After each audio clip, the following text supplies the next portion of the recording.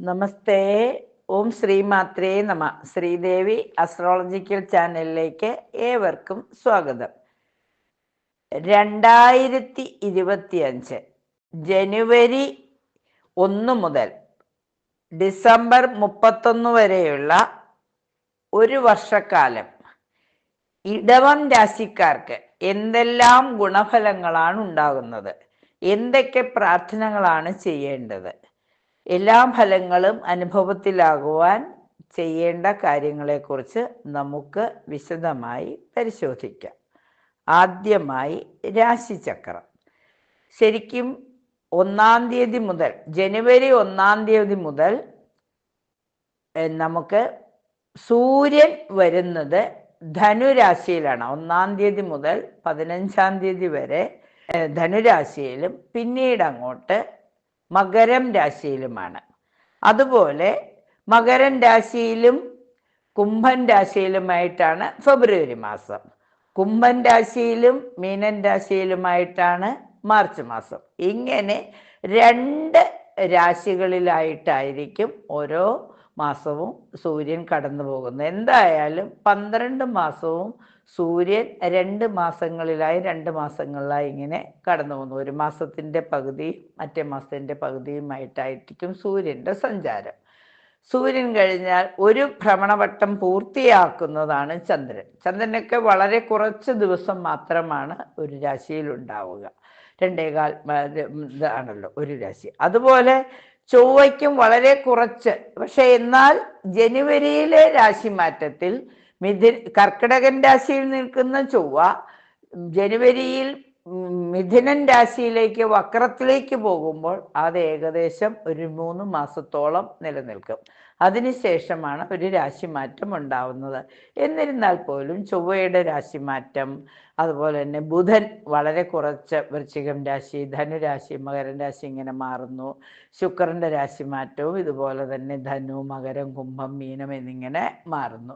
ഇവയൊക്കെ വളരെ കുറച്ച് മാറ്റങ്ങളെ നമ്മുടെ ജീവിതത്തിൽ വരുത്തുന്നുള്ളൂ. എന്നാൽ ശനിയുടെ രാശിമാറ്റം, ശനി എന്ന ഗ്രഹം ഒരു രാശിയിൽ നിന്നും തൊട്ടടുത്ത രാശിയിലേക്ക് മാറുന്നതിന് ഏകദേശം 2.5 വർഷക്കാലം സമയമെടുക്കും. ആ സമയം ഇപ്പോൾ 29/3/2025 മാർച്ച് 29-ാം തീയതി ശനിക്ക് രാശിമാറ്റം വരുന്നു.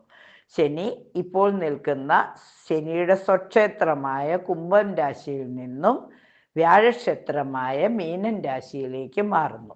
അത് 29/3/2025 ഈ രാശിമാറ്റം ഇടവൻ രാശിക്കാരെ സംബന്ധിച്ചിടത്തോളം വളരെ അനുകൂലമാണ്. കാരണം അവരുടെ ഇടവൻ രാശി എന്ന് പറയുമ്പോൾ നമുക്കറിയാം, കാർത്തികയുടെ അവസാന 3 പാദം, 2, 3, 4 പാദം, അതായത് അവസാനം 3 പാദവും രോഹിണിയും മകയിരത്തിൻ്റെ ആദ്യ 2 പാദവും ചേരുന്ന 2.25 നക്ഷത്രമാണ് ഇടവൻ രാശി.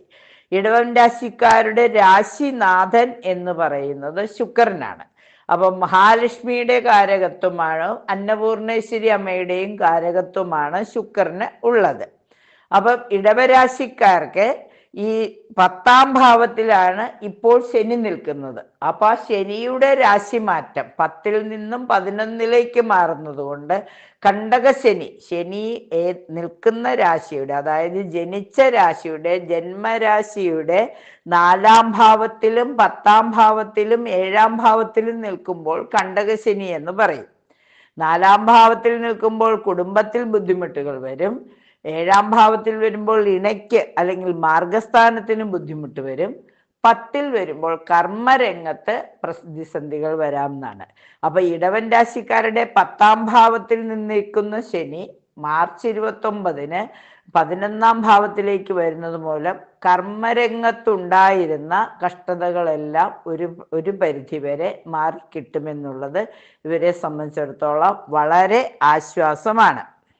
അതുപോലെ തന്നെ ശനിയുടെ രാശിമാറ്റത്തോടൊപ്പം തന്നെ വളരെ പ്രാധാന്യമുള്ളതാണ് വ്യാഴത്തിൻ്റെ രാശിമാറ്റം. അപ്പൊ ഇടവൻ രാശിക്കാരുടെ രാശ്യാധിപൻ എന്ന് പറയുന്നത് ശുക്രനും മഹാലക്ഷ്മിയും ആയതുകൊണ്ട്, അതായത് മഹാലക്ഷ്മിയുടെ കാരകത്വവും അന്നപൂർണേശ്വരിയുടെ കാരകത്വം ഉള്ളത് കൊണ്ട് ഈ വ്യാഴത്തിന്റെ മാറ്റം, വ്യാഴം മാറുക എന്ന് പറയുമ്പോൾ സ്വന്തം രാശിയിൽ നിന്ന് രണ്ടാമത്തെ രാശിയിലേക്ക്, ധനസ്ഥാനത്തേക്ക് മാറുന്നത് അനുകൂലം തന്നെയാണ്. രാശിയിൽ തന്നെ നിൽക്കുന്ന വ്യാഴം നല്ലതായിരുന്നു. കുറച്ചുകൂടി ഗുണഫലങ്ങൾ രണ്ടാം ഭാവത്തിലേക്ക് വരുമ്പോൾ ഉണ്ടാകുന്നു എന്നുള്ളതും ഇടവൻ രാശിക്കാരെ സംബന്ധിച്ചിടത്തോളം ഈ ഒരു വർഷം ഒരു അനുകൂല സാഹചര്യം തന്നെയാണ് ഉള്ളത്. മാത്രവുമല്ല, ശുക്രനും ഇപ്പോൾ ഏകദേശം ഒരു അനുകൂല രാശിയിലേക്കൊക്കെയാണ് വന്നിരിക്കുന്നത്. പൊതുവെ പറഞ്ഞാൽ പിന്നെ വരുന്നത് ഒരു രാഹു കേതു മാറ്റമാണ്. ഈ വ്യാഴത്തിന്റെ രാശിമാറ്റം വരുന്നത് മെയ് 14 14/5/2025 വ്യാഴം മാറുന്നു. പിന്നെ 18/5/2025 രാഹു കേതുക്കൾ മാറുന്നു. രാഹു മീനൻ രാശിയിൽ നിന്നും കുംഭൻ രാശിയിലേക്ക് വരുന്നു. അതുപോലെ തന്നെ കേതു ഇവിടെ കന്നി രാശിയിൽ നിന്നും ചിങ്ങൻ രാശിയിലേക്ക് മാറുന്നു. അപ്പൊ ഈ ചിങ്ങൻ രാശിയിലേക്ക് മാറുമ്പോൾ ഇടവൻ രാശിക്കാരുടെ 6ാം ഭാവത്തിലേക്കാണ് മാറ്റം വരുന്നത്. അത് വലിയ പ്രശ്നമില്ല. കാരണം എന്താന്ന് വെച്ച് കഴിഞ്ഞാൽ സാമാന്യം ഒരു ദോഷമല്ലാത്ത 4ാം ഭാവത്തിലേക്കാണ് വരുന്നത്. കാരണം ഇടവത്തിന്റെ 4ാം ഭാവത്തിലേക്കും അതുപോലെ തന്നെ സർപ്പി വരുന്നത് 10ാം ഭാവത്തിലേക്കുമാണ്. 10 എന്ന് പറയുമ്പോഴത്തേക്കും ദോഷമില്ലാത്ത കുംഭൻ രാശിയാണല്ലോ. കുംഭൻ രാശിയിൽ കർമ്മസ്ഥാനത്ത് സർപ്പത്തിന്റെ ഇത് വരുന്നത് ദോഷം ചെയ്യില്ല. അപ്പൊ തീർച്ചയായിട്ടും ഈ 2025 ഇടവൻ രാശിക്കാരെ സംബന്ധിച്ചിടത്തോളം കുറച്ച് നന്മകൾ വന്നു ചേരാവുന്ന കാലഘട്ടമാണ്. അതുകൊണ്ട് തന്നെ കണ്ടകശനിയുടെ ഭീകരത ഒരു മാർച്ച് ആകുമ്പോഴത്തേക്കും മാറും. അതുപോലെ തന്നെ വ്യാഴം 2ലേക്കാണ് വരുന്നത്, അതും ശുഭം തന്നെയാണ്. പിന്നെ രാഹുകേതുക്കളുടെ മാറ്റവും വലിയ പ്രശ്നങ്ങൾ വരില്ല. വീടിന് ചിലപ്പോൾ കുറച്ച് വീട് സംബന്ധമായിട്ട് കുറച്ച് റിപ്പയറിങ് വർക്കുകളോ എന്തെങ്കിലുമൊക്കെ ചെറിയ ചെറിയ അസ്വാസ്ഥ്യങ്ങൾ വരാമെന്നേ ഉള്ളൂ. അത് അത്ര സീരിയസ് ആയ പ്രശ്നങ്ങളല്ല. പൊതുവെ അനുകൂലമായ ഒരു സാഹചര്യമാണ്. അന്നപൂർണേശ്വരി ദേവിയെ മഹാലക്ഷ്മി അഷ്ടകം എല്ലാ വെള്ളിയാഴ്ചകളിലും നെയ്വിളക്ക് ധരിച്ച് പ്രാർത്ഥിക്കുന്നത്, ഡയമണ്ട് ധരിക്കുന്നത്, അതുപോലെ തന്നെ വെള്ളിയാഴ്ചകളിലും നെയ്വിളക്ക് കത്തിച്ച് പ്രാർത്ഥിക്കുന്നത്, അന്നപൂർണേശ്വരി ദേവിയെ പ്രാർത്ഥിക്കുന്നത്, ചെന്താമര നിറത്തിലുള്ള വസ്ത്രങ്ങൾ ധരിക്കുന്നത്, വെളുത്ത വസ്ത്രങ്ങൾ ധരിക്കുന്നത്, വെള്ളിയാഴ്ച വെള്ളി മാലയൊക്കെ ധരിക്കുന്നത്, വെള്ളിയുടെ ആഭരണങ്ങളൊക്കെ ധരിക്കുന്നത്, കൈച്ചെയിനായിട്ടും മാലയായിട്ടും ഒക്കെ ധരിക്കുന്നത് വളരെ നല്ലതാണ്. വെള്ളി ശേഖരിച്ചു വയ്ക്കുന്നത്, വെള്ളി പാത്രങ്ങളൊക്കെ സൂക്ഷിച്ചു വയ്ക്കുന്നതൊക്കെ വളരെ ഗുണം ഫലം ചെയ്യും. വെള്ളി വിളക്കിൽ നെയ്യ് ഒഴിച്ച് കത്തിച്ചാൽ എല്ലാ സൗഭാഗ്യങ്ങളും നിലനിർത്തി കിട്ടുന്നതിന് സഹായിക്കും. വെള്ളിയാഴ്ച ദിവസങ്ങളിൽ പ്രാർത്ഥനകൾ ചെയ്യുന്നവരോട് വരാഹി ദേവിയെ പ്രാർത്ഥിക്കുകയും മഹാലക്ഷ്മിയെ പ്രാർത്ഥിക്കുകയൊക്കെ ചെയ്യുമ്പോൾ അപ്പത്തിന് നെയ്യ് ഏറുന്നത് പോലെ ഗുണഫലങ്ങൾ ഇരട്ടിക്കുന്നതാണ്. എല്ലാ നന്മകളും ഇവർക്ക് അനുഭവയോഗമാകട്ടെ. അതായത് കാർത്തികയുടെ അവസാനം 3 പാദത്തിനും രോഹിണിക്കും മകയിരത്തിനും എല്ലാ നന്മകളും അനുഭവയോഗ്യമായി തീരട്ടെ. ഇനി എന്തൊക്കെ നന്മകളാണ് വന്നു ചേരുന്നതെന്ന് നമുക്ക് നോക്കാം.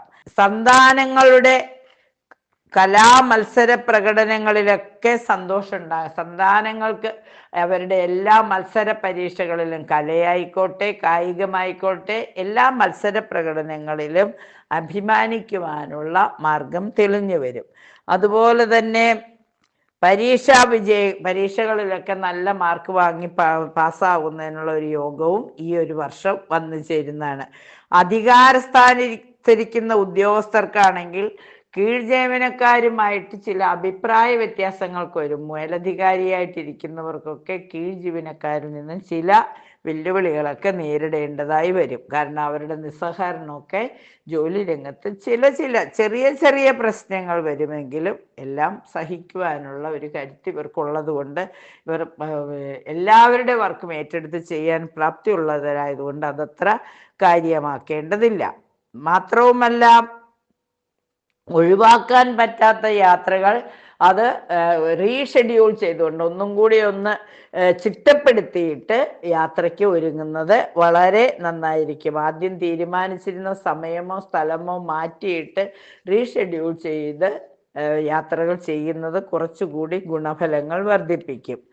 പിന്നെ ആഭരണങ്ങളും അതുപോലെ തന്നെ വസ്ത്രങ്ങളും ആഭരണങ്ങളും ഗ്രഹോപകരണ സാഹചര്യങ്ങളും ഒക്കെ വാങ്ങുവാനുള്ള യോഗം കാണുന്നു. അതൊക്കെ വാങ്ങി സൂക്ഷിക്കുന്നത് നന്നായിരിക്കും. വാഹനം വാങ്ങുന്നതിനുള്ള യോഗം കാണുന്നുണ്ട്. ഗവൺമെൻറ് സർവീസിൽ ജോലി ലഭിക്കുന്നതിനുള്ള യോഗം കാണുന്നുണ്ട്.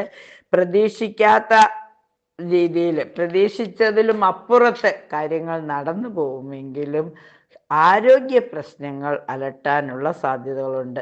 പ്രഷറൊക്കെ ഇത്തിരി ടെൻഷൻ, കർമ്മരംഗത്ത് ചില ടെൻഷനൊക്കെ വന്നു ചേരുവാനുള്ള ഇതുള്ളതുകൊണ്ട് ശനിയാഴ്ച ദിവസങ്ങളിൽ ശാസ്താവിനെ ഭജിക്കുന്നത് കർമ്മരംഗത്ത് ഇപ്പോൾ പൈസ വരുമെങ്കിലും അത് അറിയാതെ തന്നെ ചിലവായി പോകുന്നത് കൊണ്ട് ശാസ്താവിന് നീരാഞ്ജനം തെളിക്കുന്നത്, കണ്ടകശനിയുടെ ബുദ്ധിമുട്ടുകൾ മാറിയെങ്കിലും വിഷ്ണു ഭഗവാനെ നന്നായി പ്രാർത്ഥിക്കുന്നത്, അന്നപൂർണേശ്വരിയെ പ്രാർത്ഥിക്കുന്ന, ഭക്ഷണം നല്ല രീതിയിൽ ആസ്വദിച്ച് കഴിക്കുവാൻ പറ്റാതെ വരിക, സമയം ഒന്നിനും തികയാതെ വരികയൊക്കെ വരുന്നത് കൊണ്ട് തീർച്ചയായിട്ടും ഹെൽത്ത് ഇഷ്യൂസ് വരാതിരിക്കാൻ പ്രത്യേകം ശ്രദ്ധിക്കണം. മനസ്സറിഞ്ഞ് കാര്യങ്ങളെല്ലാം ചെയ്യുവാനായിട്ട് ശ്രമിക്കണം.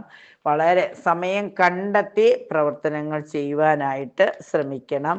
കാരണം ആഡംബര വസ്തുക്കളൊക്കെ വാങ്ങിയാലും അപ്രതീക്ഷിതമായ ചില നേട്ടങ്ങളും അതുപോലെ തന്നെ ചിലപ്പോൾ വിഷമിപ്പിക്കുന്ന ചില സന്ദർഭങ്ങളെയും അതിജീവിക്കേണ്ടതായി വന്നേക്കാം.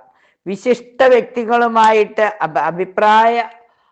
അഭിപ്രായ ഐക്യം ഉണ്ടാക്കാനായിട്ട് ശ്രമിക്കണം. പുതിയ പുതിയ സൗഹൃദങ്ങൾ ഗുണത്തിലെത്തിക്കുവാനും ശ്രമിക്കണം.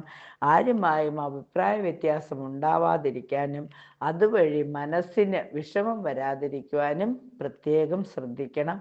ഇണയുടെ കാര്യത്തിൽ പ്രത്യേകം കോംപ്രമൈസ് ചെയ്യാനായിട്ട് ശ്രമിക്കണം. അവർക്ക് വേണ്ടി സമയം കണ്ടെത്തുകയും തുറന്ന് കാര്യങ്ങൾ സംസാരിക്കുകയും ചെറിയ പ്രശ്നങ്ങൾ വലിയ പ്രശ്നങ്ങളായി തീരാതിരിക്കുവാൻ മഹാലക്ഷ്മിയെ നന്നായി പ്രാർത്ഥിക്കുക. ഉമാമഹേശ്വര പൂജയോ ലക്ഷ്മി നാരായണ പൂജയിലൊക്കെ പങ്കുചേരുന്നത്, സത്യനാരായണ പൂജയിലൊക്കെ പങ്കുചേരുന്നത്, വെള്ളിയാഴ്ച ഐശ്വര്യലക്ഷ്മി പൂജയൊക്കെ നടത്തുന്നത്, വരാഹി ദേവിയൊക്കെ പ്രാർത്ഥിക്കുന്നത്, വെളുത്ത വസ്ത്രം ദാനം ചെയ്യുന്നത്, വെള്ളിയാഴ്ചകളിൽ സത്സംഗങ്ങളൊക്കെ വച്ച് മീറ്റിങ്ങുകളൊക്കെ കൂടുന്നതൊക്കെ, ആത്മീയ പ്രഭാഷണങ്ങളൊക്കെ നടത്തുന്നത്, ലളിതാ സഹസ്രനാമം മുടങ്ങാതെ ചൊല്ലുകയോ കേൾക്കുകയോ ചെയ്യുന്നത് എല്ലാവിധ ഗുണഫലങ്ങളും അനുഭവയോഗ്യമാകുന്നതിന് സഹായകമാകും. ഇടവൻ രാശിയിൽ പിറന്ന എല്ലാവർക്കും എല്ലാ സൗഭാഗ്യങ്ങളും 2025 ഏറ്റവും നല്ലൊരു വർഷമായി തീരട്ടെ എന്ന് ആശംസിച്ചുകൊണ്ട് നിർത്തുന്നു. നന്ദി, നമസ്കാരം.